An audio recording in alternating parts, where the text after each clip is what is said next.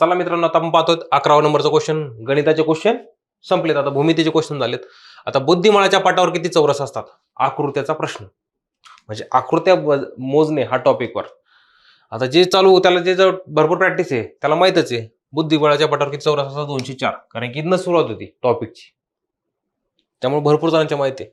आता ज्यांचं नसल त्यांनी आता करा प्रॅक्टिस. चौरस मोजणे, त्रिकोणात किती त्रिकोण, त्रिकोणामध्ये त्रिकोणाची संख्या किती, परत चौरसामध्ये किती चौरस, किती आयात, काय, ते सगळं प्रॅक्टिस करावं लागेल तुमच्यासाठी. आता अनालिसिस याला म्हणतात. आता बघा, एक बुद्धिबळ असतो, मग तुम्हाला डायरेक्ट मोजून सांगतो कसं मोजतात ते.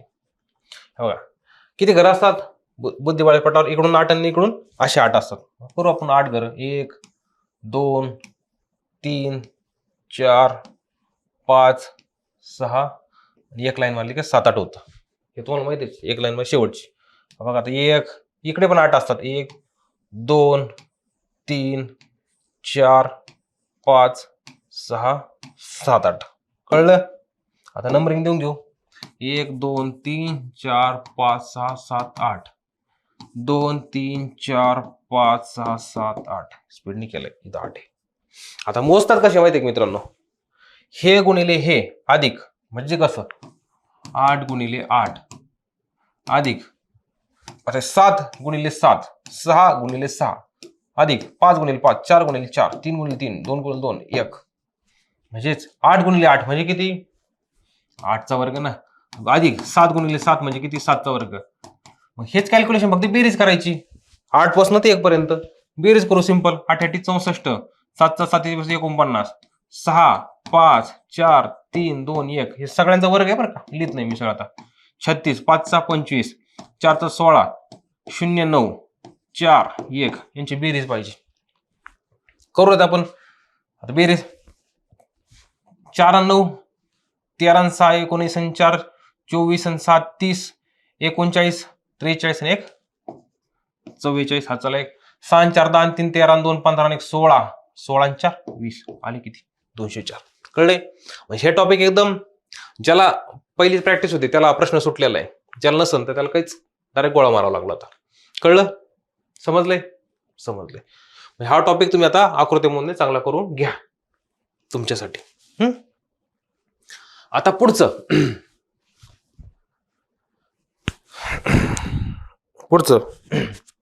दिलेल्या श्रेणीतील चुकीचं पद शोधा.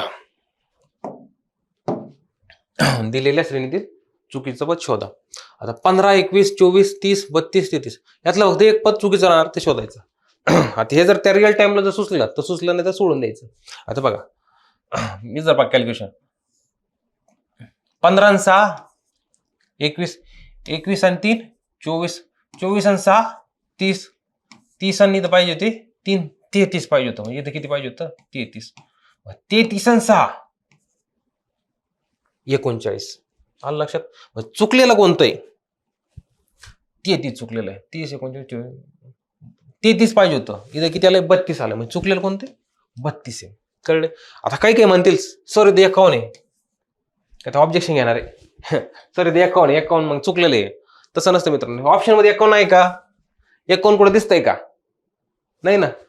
म्हणजेच काय, 51 नाही तर पुढचं घेणं देणंच नाही आपल्याला.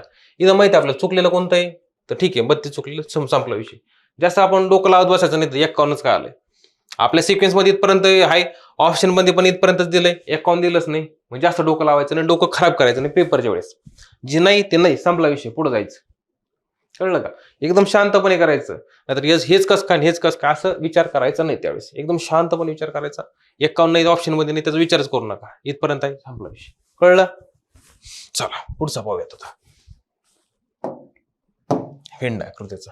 खालील 2 विधाने 2 अनुमाने दिले आहेत, योग्य पर्याय निवडा. आता सर्व शिक्षक कलाकार आहेत आणि काही कलाकार आनंदी आहेत. आता आपण एक्झाम मध्ये लिहिताना एकच शब्द लिहायचा फक्त. काय करू, शिक्षक आहे ना. आता सर्व शिक्षक, हे झाले शिक्षक, हे काय आहेत? कलाकार आहेत. एकच शब्द लिहायचा एक्झाम मध्ये. सर्व शिक्षक कलाकार आहेत आणि काही कलाकार, कोणते? काही कलाकार आनंदी आहेत. हे कलाकार आहेत ना, यातले काय असणार? आनंदी असणार. कळलंय? आनंदी आहेत.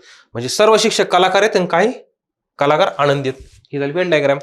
आता विचार नाही काय, फक्त पाहायचं. हे झालं हे. आता बघा अनुमानिक आहे हे झाली विधाने. विधानेप्रमाणे आपण डायग्राम काढली, संपला विषय. आता सर्व शिक्षक आनंदी आहेत. बघा सर्व शिक्षकांना आनंदी, इथे शिक्षक इथे आनंदी आहे, संबंध आहे का? सर्व आनंदी आहेत, संबंध आहे का? नाही, चुकलंय. आता जे आनंदी राहतात ते सर्व कलाकार आहेत, ते सर्व कलाकार आहेत. आनंदी राहणारे कलाकार फार थोडेच आहेत. सगळे आहेत का? सर्व आहेत का आनंदी कलाकार? नाही आहेत, आनंदी नाहीत. मग हे पण चुकलंय. म्हणजे क चुकलं आणि ड चुकलंय.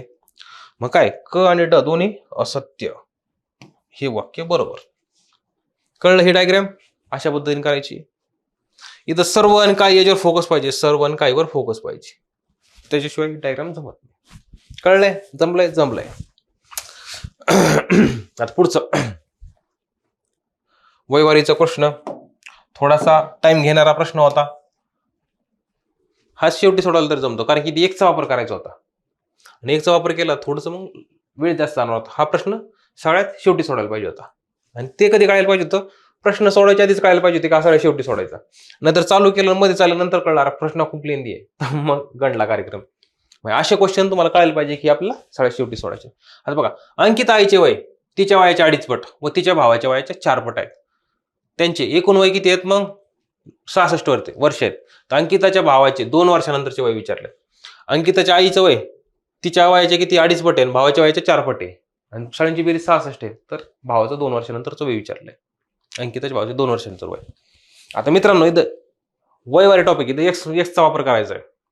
मग एक्स मानायचा कसा? आता एक्स मानण्याची एक मेथड आहे. जो सगळ्यात लहान असतो त्याला एक्स मानावं लागतं, म्हणजे पट्टीत गुणतात. किंवा ज्यावेळेस एकाचा संबंध 2 गोष्टीचा असतो त्याला एक्स मानावं लागतं. बघा बघा आईचा संबंध, बघा अंकिताच्या आईची वय तिच्या वयाच्या 2.5 पट आहे, म्हणजे आईचा संबंध अंकिताशी पण आहे आणि आईचा संबंध तिच्या भावाच्या 4 पट पण आहे. कळलंय? म्हणजे आई अंकिता सोबत संबंध राहायचा, भावासोबत संबंध आहे. मानाव काय लागणार आहे आपल्याला? एक्स आई मानावं लागणार आहे, कारण की तिचा संबंध दोघांशी पण आहे. आपलं तेच एक्स कोण मानायचं? जो सगळ्यात लहान आहे तो एक्स मानायचा असतो. दुसरी गोष्ट ज्याचा संबंध भरपूर जणांशी त्याला एक्स मानावं लागतं. मग आई आपण काय मानू? एक्स मानली. मग बघा तिच्या वयाच्या 2.5 पट, मग अंकिता च्या वयाच्या 2.5 पट. 2.5 पट म्हणजे कसं? आपण असं पण लिहू शकतो, बरोबर. पण ज्यावेळेस वयवारीच असेल त्यावेळेस मित्रांनो कसं लिहायचं माहितीये का? 2.5 पट म्हणजे असं लिहायचं 502. आणि 502 कसं लिहिलं माहितीये का? 2.5 पट असं लिहिलं जातं, 2 पूर्णांक म्हणजे 2/1/2 म्हणजे किती? 2 2 4 आणि 1 5, 502. हे झालं 2.5 पट. असं लिहावं लागतं वयवारी टॉपिक मध्ये. असा अपूर्णांकाचा वापर त्यावेळेस होतो, हे आधीच लक्ष देऊन समजून घ्या. म्हणजे किती राहणार? हे पण आईच राहणार ना. आणि आपण आई किती मांडलेली आहे? ही म्हणजे आई, बरं का, आलं लक्षात. आणि तिच्या भावाच्या वयाच्या 4 पटी, म्हणजे भाऊ च्या वयाच्या किती? 4 पट बरोबर काय? आई आहे ना. मग हेच समीकरण आपल्याला व्यवस्थित लिहायचे आणि उत्तर काढायचं. मग अंकिता बरोबर, आता हे बघ हे सॉल्व्ह करतो. अंकिता आता समीकरणाच्या स्वरूपात लिहितो बरं का, ते एक्सच्या स्वरूपात. आई म्हणजे काय? एक्स आहे. मग इथं बघा गुणिले 5/2 आहे, तिकडे गेल्यावर काय होईल? इथं छेदाच ठिकाणी ना 2, तिकडे गेल्यावर काय होईल? अंशच ठिकाणी होईल. आणि अंशच ठिकाणी 5 आहे, तिकडे गेल्यावर काय? छेदाच ठिकाणी होईल. म्हणजे हेच काय येणार उत्तर? 2 गुणिले नाही x गुणिले 2/5 म्हणजे काय? 2 गुणिले x 2/1/5. म्हणजे अंकिता किती झाले? 2/1/5. आता भाऊ बघा, भाऊ आईचं किती आहे? x आहे, आणि इकडं गुणिले किती? 4 आहे, तिकडे गेल्यावर काय? भागिले 4 होणार. म्हणजे कळलं? आई x झाली, अंकिता किती झाले? 2/1/5 आणि भाऊ किती झाला? 1/4. कळले? समीकरण आले सगळ्यांचे एक्स मध्ये, जमले. आता हे सॉल्व्ह करायचं उत्तर येणार, एक्सचं उत्तर येणार. एक्स म्हणजे आईचं येणार. करूयात. तिघांच्या वयाची बेरीज किती? 66 वर्षे. आईचं वय x, अंकिताचं वय किती? 2/1/5 अधिक, आणि भावाचं किती? 1/4 बरोबर किती? 66. कळलं? आता अपूर्णांक टॉपिक आला. बेसिक परफेक्ट पाहिजे. छेद समान नाहीये, याचा छेद 1 याचा 5 याचा 4 आहे, छेद समान करून घ्यायचा, मग कॅल्क्युलेशन होतं. आता पहा इथं 5 आणि 4 आहे आणि 1 आहे, मग काय करायचं? शक्य दोन्हीचा गुणा करायचा. 5 चौक 20, इथे 1 गुणिले 1 20, म्हणजे लसावी काढला 20. मग 20 ने आता 20 छेद आला पाहिजे. मग आता काय करायचं? इथं बघा x ला इथं करू, इथंच करतो मी डायरेक्ट, इथंच कॅल्क्युलेशन करतो बरं का, एक समान करतो छेद. याचा छेद काय करायचा आपल्याला, सगळ्यांचा 20 करायचा. याला पण 20 निघून अंशाला आणि छेदाला पण 20 निघायचं, दोन्ही पण कट होते. त्यामुळे काय फरक पडतो का, अंशाला 20 नाही छेदाला 20 नाही. आणि इथं किती गुणावं लागेल, 20 करायचं म्हणलं 4 ने गुणावं लागेल. इथं वर किती नाही 4 ने गुणावं लागेल. 5 चोक 20 छेद समान होतंय. इथं किती गुणावं लागेल 4 ला 5 ने गुणावं, 5 चोक 20 आणि इथं पण वर त्यामुळे 5 ने गुणावं, 5 तर 5 कट होते. आलं, आपण छेद समान करतो. इथं 20 घेतलाय, गुणिले 20 भागिले 20 दोन्ही कट होऊ शकतं, त्यामुळे काय नाही. आता 5 गुणिले 4 5 चोक 20 आणि 4 गुणिले 5 5 चोक 4 पंचे 20 छेद समान होते. मग तेच ठेवू आपण. इथं बघा 20 गुणिले x मध्ये 20x छेद 20 अधिक 2x गुणिले 4 4 दोन्ही 8x छेदामध्ये काय 5 चोक 20 अधिक 5 गुणिले x 5x छेदामध्ये काय 4 पंचे 20 आणि बरोबर 66. आता छेद समान झालेला आहे म्हणजे काय 2x अधिक 8x अधिक 5x. जमलंय जमलंय. छेदामध्ये 20 बरोबर 66. जमलंय. अरे 2 कुठे, तुम्ही सांगा की मला जरा. ते 20 आहे ना, इथं 20 कळलंय. मग 20 आता बघा इथं छेदामध्ये 20 20 अधिक 8x 28 आणि 5 33 म्हणजे वर काय राहणार 33x छेद 20 बरोबर 66. आता इथं भागिले असतो, इथं तिकडे गेल्यावर काय होईल गुणिले, म्हणजे काय 33x बरोबर 66 गुणिले 20. मग 33 इथं बघा एक स्टेप आता जागा नसल्यामुळे इथंच कॅल्क्युलेशन करतो मी. आता 33 इकडे गुणिले, तिकडे गेल्यावर काय होणार भागिले होणार, म्हणजे इथं काय भागिले होणार भागिले 33 आणि हेच कॅल्क्युलेशन केलं म्हणजे f ची उत्तर येते. आता बघा 33 एक 33 33 दुने 66 कळलं का. 20 गुणिले 2 किती 20 दुने 40. x काय आईचं वय बरोबर 40 वर्ष. कळलं कॅल्क्युलेशन कसं केलं, समीकरण कसं केलंय. आता आपल्याला काय विचारलंय अंकिताच्या भावाचे 2 वर्षानंतरवरचे. आता अंकिताचा भाव किती आहे 1/4. x ची किंमत किती 40 40 भागिले 4 किती 4 1 4 वर 0 0. आता हे झालं अंकिताचं भावाचं आजचं वय. आणि विचारलं काय 2 वर्षानंतरचं. वर्षानंतरचं म्हणलं काय करावं लागतं अधिक करावं लागतं. 10 अधिक 2 म्हणजे किती 12 वर्ष. हे झालं 12 वर्ष. इथं 10 पण ऑप्शन मध्ये राहतो, आपण त्याला टिक केलं तर उत्तर चुकलं. एवढं उत्तर काढून जर तुम्ही 10 पर्यंत थांबले प्रश्न जर बघितला नाही 2 वर्षानंतर विचारले तर गेले मार्क 2-2.5 मिनिटं गेले आणि मार्क गेले. त्यामुळे जरा लक्षपूर्वक करायचं, कळलंय एकदम व्यवस्थित करायचं, लक्ष ठेवून करायचं, प्रश्न काय ते व्यवस्थित वाचायचं. आता पुढचं सिटिंग अरेंजमेंट. आता खाली लिहिलेल्या माहितीचा काळजीपूर्वक अभ्यास करावा, प्रश्नांची उत्तर द्या. ABCDEF आणि G एक भिंतीवर बसलेत आणि त्या सर्वांची तोंड काय पूर्वेकडे आहेत, हे सगळ्यात महत्वाचं. C हा D च्या तत्काळ उजवीकडे, ह्याचं हे B हा अगदी टोकाला आहे व त्याच्या शेजारी E आहे. G हा E आणि F च्या मध्यात आहे आणि D हा दक्षिणेकडील टोकापासून तिसऱ्या स्थानावर आहे. आता सगळ्यात महत्वाचा असा प्रश्न सोडवताना सिटिंग अरेंजमेंटचा जे एकदम स्टँडर्ड पद्धतीने जे दिलंय ज्यातून आपल्याला काहीतरी बोध होतो ते पहिल्यांदा घ्यायचं.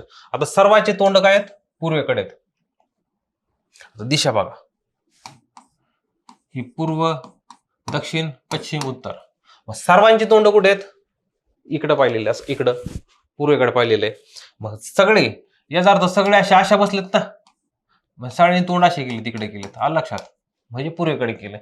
म्हणजे जी सिटिंग मॅनेजमेंट असेल ती पहिल्यांदा लक्षात घ्यायची की सगळ्यांचे तोंड इकडे आहे आणि पूर्वेकडे म्हणजे असे बसलेत ते उभे, हे सगळ्यात कळलंय. आणि एका भिंतीवर बसलेत. किती व्यक्ती आहेत 1 2 3 4 5 6 7. मग 7 व्यक्ती आहेत, ते पहिले 7 व्यक्तीने आपण डॉट करून घ्यायचे. 1 2 3 4 5 6 7.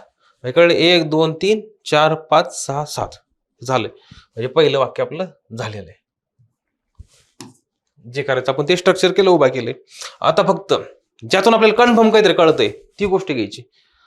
आता C हा D च्या तत्काळ उजवीकडे, यातून काही कळत नाही. B हा अगदी टोकाला आहे व त्याच्या शेजारी आहे, इकडे टोकाला बसू शकतो इकडे टोकाला बसू शकतो, एक्झॅक्ट काय कळतं का नाही कळत. आता बघा G हा E आणि F च्या मध्यात आहे, याच्यावरून पण काही कळत नाही. आता सगळ्यात कळतं याच्यावरून D हा दक्षिणेकडील टोकापासून तिसऱ्या स्थानी आहे. मग हे झालं उत्तरेचं टोक, हे झालं दक्षिण टोक तिसऱ्या स्थानी, हे झालं पहिलं स्थान, दुसरं स्थान, हे झालं तिसरं स्थान, इथं झाला D बसलाय. एवढं कळलंय. आता डी ची पोझिशन एकदा कळली, मग वाक्याची जिथे D आहे ते घ्यायचं आणि त्याच्यावर उत्तर काढायचं. आता पहा इथं बघा डी आपण लिहिलंय, हे वाक्य लिहिलं. आता डी लिहिल्यामुळे ज्याचा उल्लेख डीचा वाक्यात होतो दुसऱ्या वाक्यात होतो ते लिहायचं. आता इथं होतं इथं डी नाही, इथं नाही, डी इथं डी आहे. सी हा डीच्या तत्काळ उजवीकडे, सी हा डीच्या कोणाच्या डीच्या तात्काळ उजवीकडे, आणि डीचं तोंड कुठे इकडे उजवीकडे जर असेल, जर इकडे तोंड असेल तर उजवी बाजू कोणती झाली, खालची ही बाजू झाली. इकडे पाहतोय तर उजवी बाजू दक्षिणेकडची. मग सी कुठं बसलाय, सी खाली बसलाय. कळले, दोनच्या पोझिशन झाल्यात, ही झाली ही झाली. आता तिसरं वाक्य आलं, बी हा अगदी टोकाला आहे आणि त्याच्या शेजारी ए. आता बी आणि ए याचा अर्थ काय आहेत, शेजारी शेजारी आहेत. पण बी हा अगदी टोकाला आहे आणि त्याच्या शेजारी ए. मग जर बी जरी इथं बसला तर ई साठी जागा आहे का, नाही.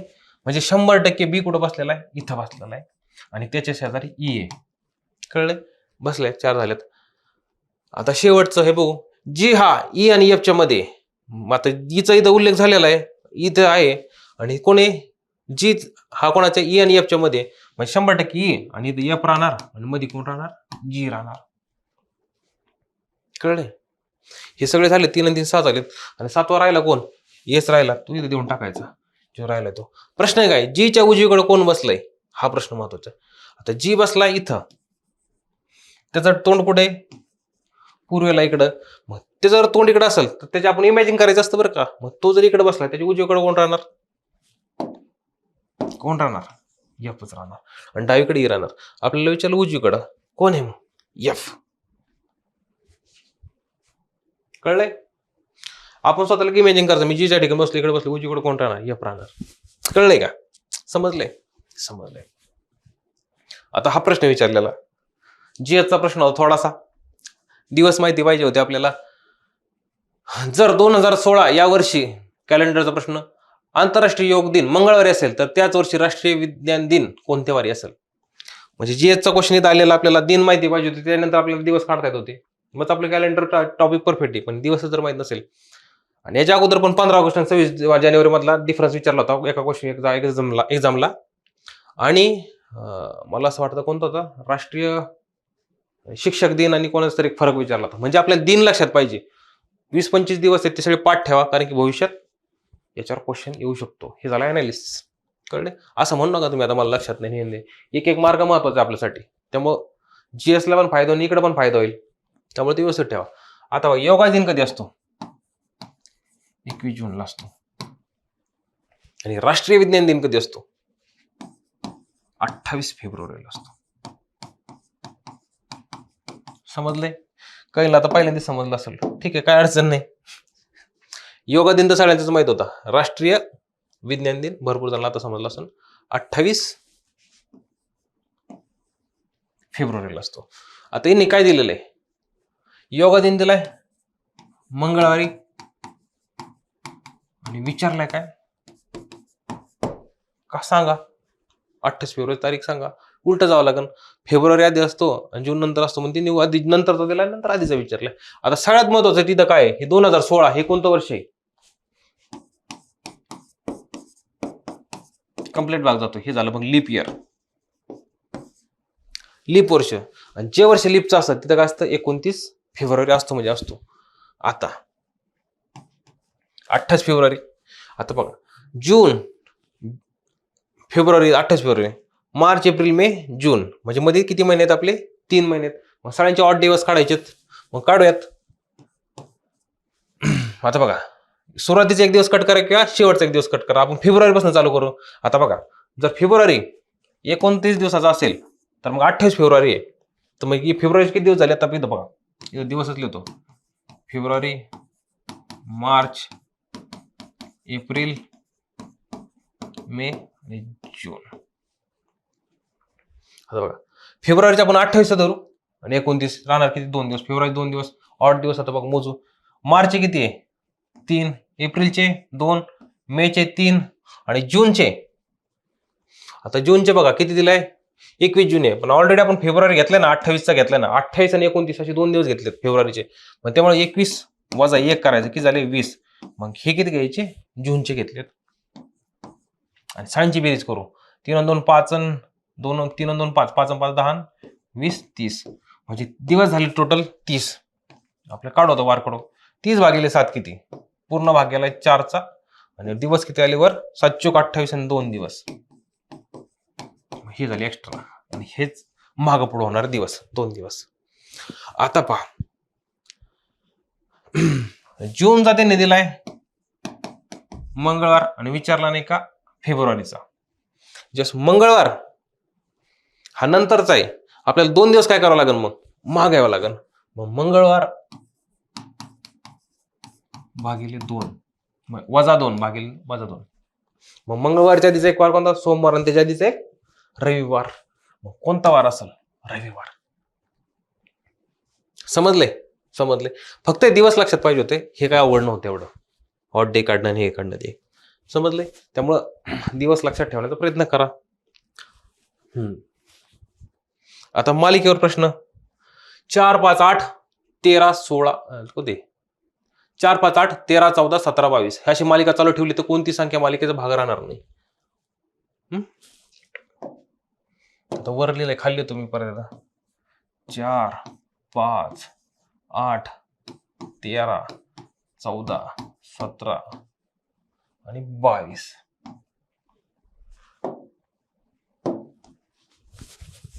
बघा आता इथं 4 आणि 5 मध्ये फरक कितीचा आहे, 1. इथं 5 आणि 8 मध्ये 3 आणि 8 आणि 13 मध्ये 5चा. म्हणजे काय, पुढे बघा 13 आणि 14 मध्ये 1चा फरक. म्हणजे काय, सिक्वेन्स आहे 1, 3, 5 फरक वाढत जातो, 1, 3, 5चा. 4 आणि 5 मध्ये 1, 5 आणि 8 मध्ये 3, 8 आणि 13 मध्ये 5चा फरक. असा फरक वाढत चाललेला आहे आणि तीच ही मालिका आहे. मग तेव्हा 14 आणि 17 मध्ये 3चा, 17 आणि 22 मध्ये 5चा, 17 आणि 5 22. म्हणजे आता पुढच्या संख्या ह्याच फरकात राहणार, 1, 3, 5, 1, 3, 5. मग इथं कितीचा राहणार फरक, इथं पहिल्यांदा तो इथं 1चा राहणार, इथं 3चा राहणार आणि इथं 5चा राहणार. ह्या संख्या आणि त्या संख्या राहणार. मग त्या संख्या कोणत्या ते आपल्याला पाहिजेत. 22 अधिक 1 किती, 23. 23 आणि 3 26 बरोबर, आणि 26 आणि 5 31. 31 पर्यंत आलंय. पण ह्या जर आपण संख्या पाहिल्या तर पुढच्याच विचारलेल्या इथपर्यंत आलो आपण, आपल्याला वाटलं ठीक आहे, पण ऑप्शन बघितले 31, 32, 33, 35. म्हणजे आता संख्या काढताना तिथपर्यंत आपलं संपलंय. मग ठीक आहे, ते काय करतो, इथं 31 लिहितो, एका काळ्या पेननेच लिहितो ना. इथं 31 लिहिली, संपली. आता पुढं काय राहणार परत, इथं 1चा, 3चा आणि 5चा, 1, 3, 5 आणि त्या संख्या लिहायच्या फक्त. 31 आणि 1 32, 32 आणि 3 35, 35 आणि 5 40. म्हणजे आता ऑड संख्या ज्या मालिकेत नसते ती राहणार, आपली मालिकेचा भाग राहणार नाही. 31 आहे का, एक मिनिट पेन बदलतो. 31 आहे का, आहे, ठीक आहे, हे आहे. 32 आहे का, आहे. 33 आहे का, 33 नाही. 35 आहे का, आहे. म्हणजे कोण राहणार नाही, ही राहणार नाही. तिसरा ऑप्शन आपल्याला गोल करायचा आहे, राहणार नाही म्हणजे 33 राहणार नाही. अलग 31, 32, 35 आहे, 31, 32, 35, 33च नाही. त्यामुळे 3चा ऑप्शन उत्तर राहणार. समजले. चला पुढचा प्रश्न मित्रांनो, जर अनआयडेंटिफाईड या शब्दाची सर्व अक्षरे वर्णमालानुसार लागली असतील तर किती अक्षरांची ती अपरिवर्तित राहील. आता हा फक्त काय केलं होतं मित्रांनो, पेपर सेटरने इंग्लिशमध्ये व्यवस्थित जर वाचलं ज्याला त्याला समजलं होतं अपरिवर्तित राहील, याच्यामुळे जर घोळ झाला होता. अल्फाबेटनुसार मांडायचं होतं आणि एक खाली एक लिहायचं होतं आणि उत्तर काढायचं होतं. मग ज्यावेळेस कधी कधी तुम्हाला मराठीतलं समजत नसेल तर इंग्लिशमध्ये पण क्वेश्चन वाचत चला. इंग्लिशमुळं मराठीत वाचल्यामुळे भरपूर जणांना समजलं नाही, भरपूर जणांना स्किप केला, असं होऊन द्यायचं नाही. कधी कधी इंग्लिशमध्ये वाचायचं, कारण की पेपर सेटर तो काय करतो, गुगल ट्रान्सलेट करतो, नसले तो अपरिवर्तित वगैरे, अपरावर्तित असे शब्द वगैरे मोठे मोठे शब्द वापरतो. आपण घाबरायचं नाही. आता बघा हा शब्द लिहायचा आणि फक्त काय करायचं, जे उत्तर सोडल्यानं तुम्हाला एकदम कळलं की एकदम सोपं होतं. अनआयडेंटिफाईड, मग तेच लिहून घे, UNIDE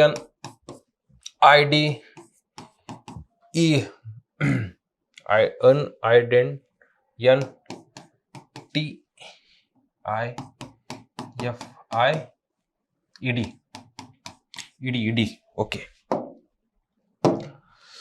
आता फक्त काय करायचं, हे जे होते अशा सेपरेट लिहून घ्यायचे आणि एक एक कट मारायचे होते, काय काय काय काय होते त्यामध्ये.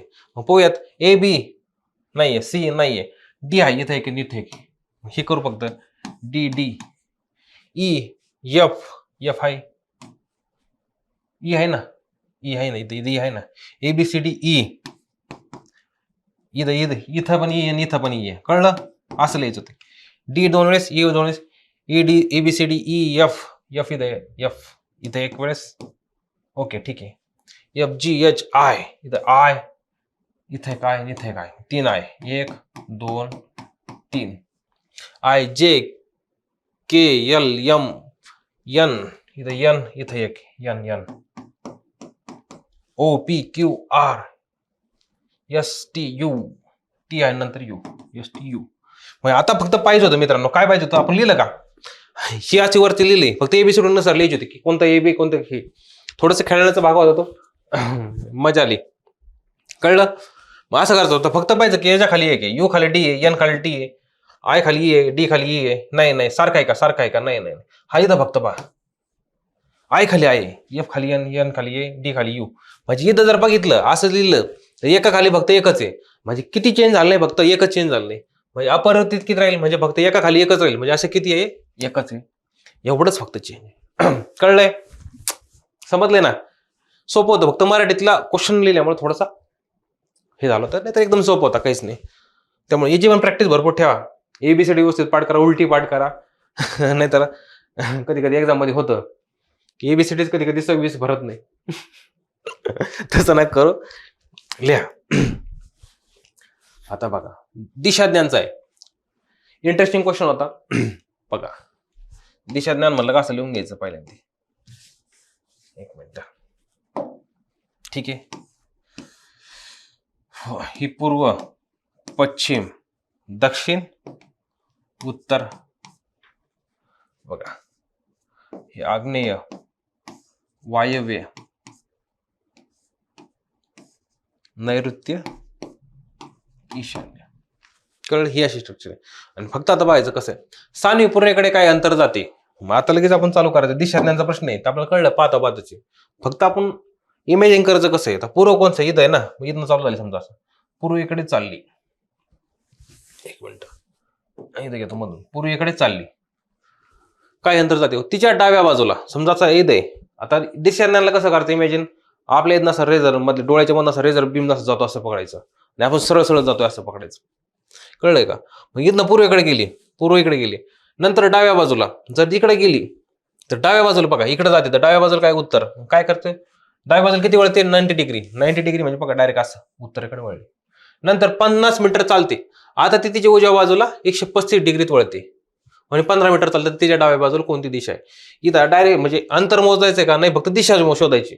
यामुळे आपण कसं जर घेतलं तर फक्त किती अंतर जायचं गेलं तर काय अडचण नाही. आता बघा, उत्तरेकडे गेली, नंतर काय होईल, उजव्या बाजूला 135 सेंटीमीटर वरती. आता बघा, ही नाही का अशी चालली अशी, आता उजव्या बाजूला वळते, तुम्हाला सांगितलं बीम असं जातो समजायचं. आणि नंतर उजव्या बाजूला वळते म्हणजे कसं, ह्या इथनं जर असं जात असेल, असं इकडे जात असेल, तर उजवी बाजू कुठे आहे, इथून समोर उभा आहे, असं इथनं बीम जातो. उजव्या बाजूला वळते म्हणजे इथनं असं सरळ गेलाय, इथनं असं वळायचं. 90 डिग्री कोणता येणार आपला, उजवा हात जिथं येतो तिथं, नंतर मग येतं खाली, आणि मधला कोणता राहणार दोन्हीच्या वेळी 45 डिग्री. मग पहा, तेच फक्त आता केलेलं आहे. किती वळते ती, इथं गेली, ही आपलं सरळ पाहते, बीम गेलाय, किती डिग्री वळते, 135. मग हे बघा, 90 डिग्री वळली, अशी वळली, आणि 135 ला किती करावं लागते, 90 अधिक 45, मग परत 45 म्हणजे 10. मग काय केलं, असे इकडे जात होती, ते तोंड काय केलं, इकडे केलंय. मग आता ते विचारलंय का, ही कोणती दिशा आहे, ही झाली आग्नेय.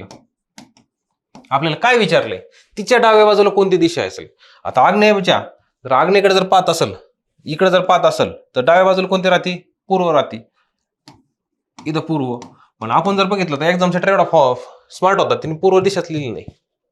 मग काय, इकडे जर गेलं तर डाव्या बाजूला आणखी पलीकडची दिशा कोणती आहे, इकडं पूर्वची इकडची कोणती, ईशान्य भारत. कोणती दिशा आहे, ईशान्य. पण डाव्या बाजूला कोणती आहे, ईशान्य दिशा. हेच उत्तर बरोबर. कळलं? जरी पूर्व नसलं ठीक आहे, पण ईशान्य दिले ना, हे उत्तर बरोबर आलं का. असा स्मार्ट वर्कचा वापर करायचा असतो. आता पुढचा वेन डायग्रामचा प्रश्न, थोडेसे आपल्या आकृती इनकम्प्लीट राहिल्या, कम्प्लीट घेऊ करून. असा प्रश्न होता. आता खालील वेन आकृती 3 शब्दाचे पर्याय दिलेत, कोणती वेन आकृती अचूकपणे दर्शवते. असे 3 शब्द लावायचे आणि पाहायचं की टॅली होतं का नाही. आता इतिहास भूगोल नागरिक शास्त्र, पण असं काही नाही, कधी कधी एकत्र असतात, कधी कधी वेगळे असतात. त्यामुळे ही परफेक्ट हीच आकृती बसेल असं नाही. हा गेला. आता भारत, आशिया आणि युरोप. आता भारत आणि हा आशियामध्ये येतो, अलग लक्षात.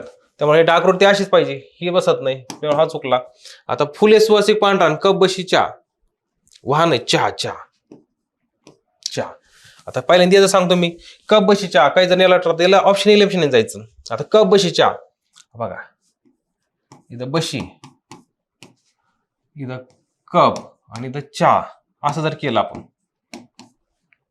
तर बघा, एक तर कप नाही का चहात पाहिजे, नाही तर बशीत पाहिजे. हा मध्येच कुठं गेला चहा, कुठंच नाही चहा. त्यामुळे हे बसतंय का, किंवा चहा जर इकडे ठेवला तर जमत नाही. चहा तर का एक तर कपात पाहिजे, नाही तर बशीत पाहिजे. पण हा चहा कुठे गेलाय, कुठंच नाही.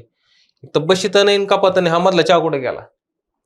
काय म्हणते सत्य, कपा अजून थोडासा खाली येतोय, तसं नाही जमणार मित्रांनो. हा चहा कुठंच नाही, त्यामुळे हे काय बसत नाही. भरपूर जण इथं यात कन्फ्युज झाले होते ह्या दोन्हीमध्ये. हे तर दोन्ही नव्हतीच मारली. आलं लक्षात. त्यामुळे कप बशी चहा असं जमत नाही, हा मधला चहा गायब होतोय. कळलंय. आता पहा, फुले सुवासिक पांढरा. आता बघा इथं जर केलं फुले सुवासिक आणि पांढरा. आता बघा, काय फुले हे सुवासिक पण आहेत, काय फुले हे पांढरे पण आहेत. जमतंय. कळलं का. असं टॅली करायचं, उत्तर येते. म्हणजे काय फुले सुवासिक आहेत आणि काय पण पांढरे पण आहे, म्हणजे हेच उत्तर बरोबर. कळलंय का. समजलंय. झालंय. अशा पद्धतीने आपले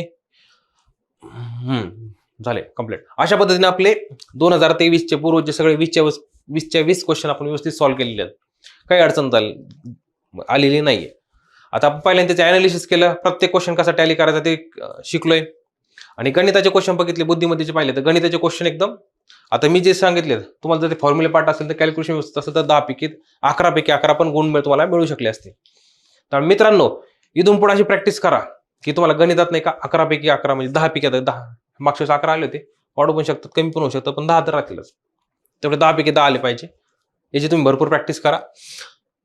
आणि आपली गणितासाठी स्पेशल अंकगणित बॅच आहे. त्यामध्ये आपण बेसिक कन्सेप्ट, ट्रिक्स सगळ्यांचा वापर करतो. जिथे जे ट्रिक्स लागतात तिथे त्या वापर करतो. आणि आपले ते व्हिडिओ पण युट्यूबला आहेत, ते पण पहा. आणि जमलं तर आपली बॅच, जमलं तर नाही बॅच आपली नक्की जॉईन करा. आणि अशाच पद्धतीने आपण तिथे शिकवणार आहे. चला, थँक्यू सो मच. आणि बॅच थँक्यू सो मच झाल्यावर सांगतो. बॅच आपल्याला मिळेल गणितम ॲपवर. ओके. आणि कॉल जर नंबर पाहिजे असेल तर आपला नंबर घ्या, 9370 266 787. बॅच संदर्भात जर काही वाटलं, अडचण आली, कॉल जॉईन वगैरे करायची काही समजा काही, तर या नंबरवर कॉल करा. 9370 266 787 कॉन्टॅक्ट करा आणि बॅच आपली जॉईन करा. Thank you so much.